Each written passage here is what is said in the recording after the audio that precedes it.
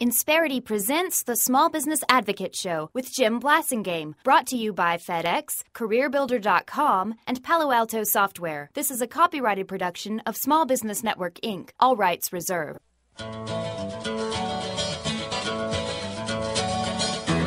Talkers Magazine calls Jim Blasingame one of the best talk show hosts in the industry. Now remember, I do my best work when I'm being worshipped as a god. He's Jim Blasingame, the small business advocate.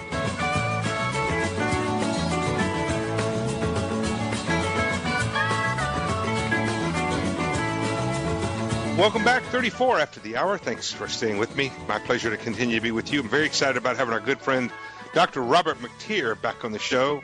Bob is a distinguished fellow with the National Center for Policy Analysis, former chancellor of Texas A&M University in the great state of Texas. But we first knew him when he was a member of the Fed. He was the president of the Federal Reserve Bank of Dallas and a member of the FOMC. We hooked up with him way back in the last century, the previous millennia. And he's here again today to talk to us about a lot of different things. Bob, welcome back to the show. Thanks, Jim. Good to be back. It's always a pleasure to have you back, my friend.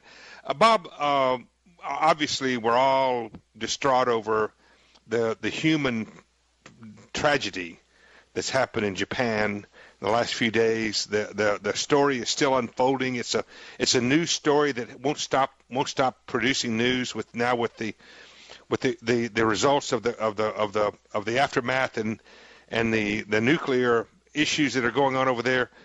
But you're an economist. Talk to us about what you think this is going to do to the Japanese economy, which was already had a moribund economy for 20 years. What do you think?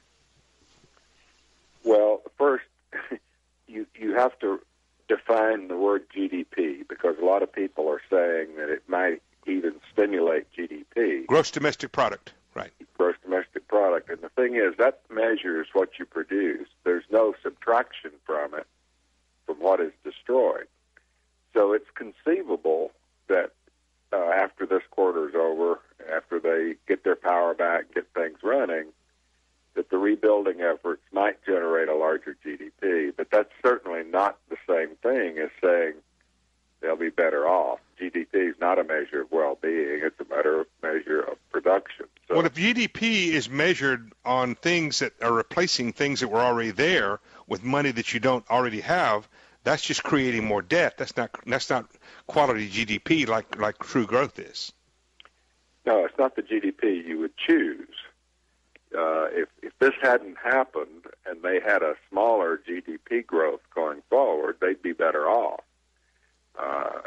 Not having had it happen, right. And with the smaller GDP growth. But people that say it may stimulate GDP, they don't mean that Japanese are going to be better off. Right. Cortina probably stepped up our GDP just a little bit, but didn't mean we were right better off. Well, I wonder if Japan has had a problem of effective demand and sort of a deflation problem for two decades.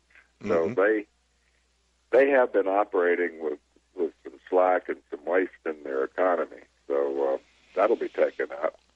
What do you think this will do to the global economy? I mean, notwithstanding any kind of issue with nuclear, let's say the nuclear doesn't get any worse than it is, based on what we know right now, what do you think it's to do to the global economy? I wonder if it could exacerbate inflation because of demand for goods that will be going over to rebuild. It's possible, but I think the main thing will be sort of a redistribution of benefits. People that are depending on Japan for production will be hurt. Texas Instruments, for example, in Dallas has a plant in the affected area that are going to be hurt. The way globalization has proceeded, you can't really just say this is a Japanese phenomenon. It's right. It's a global event, as you point out, and everybody has a little piece of that action. If you're competing with Toyota and Nissan, you probably will gain some competitive advantage. Yeah. Right now, temporarily. So, but do you think this could ultimately tip Japan into essentially a depression? I don't think so, because we know how to fight depressions. Yeah. And they're going to be doing that naturally. They're going to be doing a lot of extra spending with money creation. So they might inflate on the way to avoiding the depression, but I don't think it'll be the typical lack of demand depression where one person's unemployed because another person's not. But how can this kind of a hit to the second and maybe the third largest economy on the planet, how could that not affect the global economy? Not saying it's not affecting global economy. I'm just saying that maybe the word depression is not the maybe right I word. shouldn't. Yeah, I see your point. Well, we wish them all the best, of course, and America standing ready to help them as their allies, as their friends. We have a very strong bond, a very strong commitment that's been made to the Japanese, and I'm glad to see America's going to stick to that. We'll take a quick break. We're going to talk about some other important issues with our good friend Bob McTeer, 2012. Stay with us. Insperity presents the Small Business Advocate Show with Jim Blasingame, brought to you by FedEx, CareerBuilder.com, and Palo Alto Software. This is a copyrighted production of Small Business Network, Inc., intended for the private use of our audience. Except as otherwise provided by copyright law, all other copying, redistribution, or publication without prior written consent is prohibited. All rights reserved. Prohibited. All rights reserved. Prohibited.